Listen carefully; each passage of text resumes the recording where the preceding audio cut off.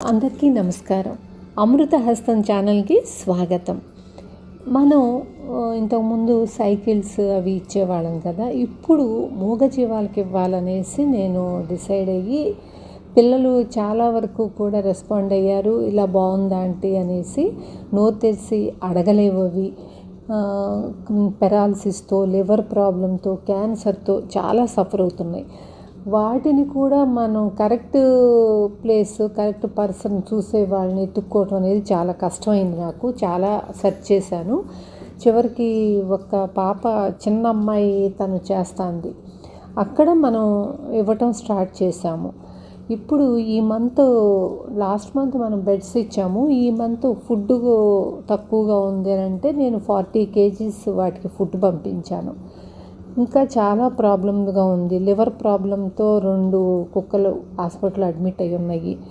Next paralysis వచ్చింది. Cancer ఉంది ఒకదానికి. ఇలా చాలా ఇబ్బంది పడుతుంది. తనకి ఎక్కువ ఇచ్చేవాళ్ళు కూడా ఎవరూ లేరు. తను సేవింగ్స్, తను పార్ట్ టైం జాబ్ చేసి ఇలాగా తను చేస్తుంది. మనం ఇది చేయటానికి ఎవరి దగ్గర నుంచి డొనేషన్ తీసుకోలేదు. నేను ఆన్లైన్ శారీస్ బిజినెస్ చేస్తున్నాను కదా, దానిలో వచ్చిన ప్రాఫిట్తోనే చేస్తున్నాను. దీనిలో గ్రూప్లో ఉండే ప్రతి పిల్లలకి బాగా ఉందంటే మళ్ళీ డొనేషన్ అనుకోకండి. వాళ్ళు బయటికి వెళ్ళకుండా అవకాశం ఉన్నప్పుడు నాకే ఆర్డర్స్ ఇవ్వటం వలన ఆ వచ్చిన ప్రాఫిట్తో చేయగలుగుతున్నాను.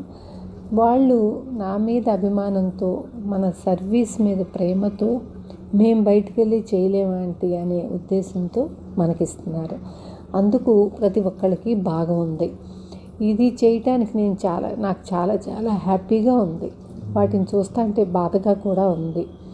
2 కాళ్ళు లేక, ముందు కాళ్ళు లేక, వెనక కాళ్ళు లేని, కొన్ని పెరాలసిస్ వచ్చి కదలలేక ఈడ్చుకుంటూ, ఎంత బాధగా అనిపించిందో. మనుషులైతే ఎలాంటి స్థితి, హీన స్థితి అయినా కూడా నోరు తెరిచి అడుక్కుంటాం. నోరు తెరవలేకపోతే సైగలు చేస్తాం.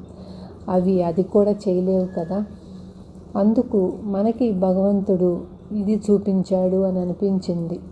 మనందరికీ చాలా చాలా సంతోషం ఇది చేయటం.